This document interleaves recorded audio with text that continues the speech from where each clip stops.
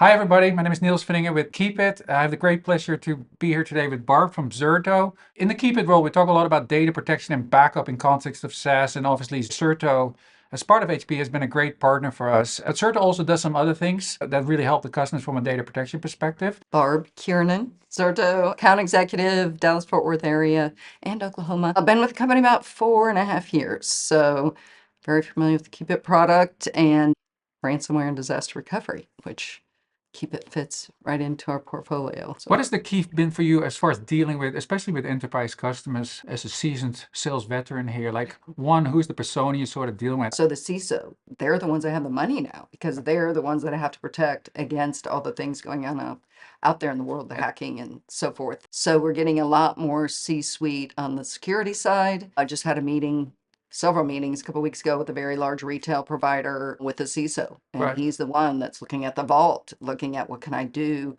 to protect my revenue stream against invasion, malware, ransomware, Right, and so exactly. forth. So in the past, it'd be the sysadmin, hey, boss, we need this. And now it seems to be more director and above going, okay, what are we going to do to What is keep the overall the posture for what we business need to do there? continuity, We hear right? that too, and we see it also coming back in the numbers. One, obviously, if you look over the last couple of years, the budget around security spend has been the biggest bucket, which is specifically tied to the CISO. I think the other piece is just, but yet the world is not, and the companies aren't necessarily more secure.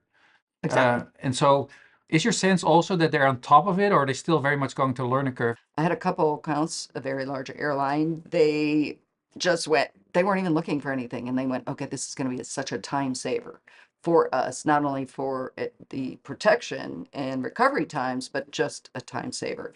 So that's one aspect. Another, as you said, you got to drag them across the glass. What is your pain? What would happen if you got hacked? Can you recover? Right. Can you recover in a week? What's your current business continuity plan? Have you done tabletop exercises? Have you figured out what would happen if you got attacked? So, and we've had several customers that have gotten attacked before and after Zerto, and the difference It was was massive. massive. So sometimes we're a little bit afraid to have these types of discussions. You sort of call it out for what it is. So what happens? Are you ready? What are you going to do about it? You've seen in general, if you have to get the right people in the room, respond well to that, where they're opening up and willing to share. Because I think it comes back to, sort of face them with reality. You sort of need to push through that because again, nobody wants to say it was on my watch that we got attacked and we have all these problems. They have to keep business up and running. They have to have business continuity. They can't let the business be down or fail. So I think it's becoming easier and easier, Easier conversation. especially since, day after day you hear stories and Exactly. they don't want to be that story and they want to be ready. So it's reallocating of the budgets. Where do we need to spend this? And more the security organization is getting a lot of that budget.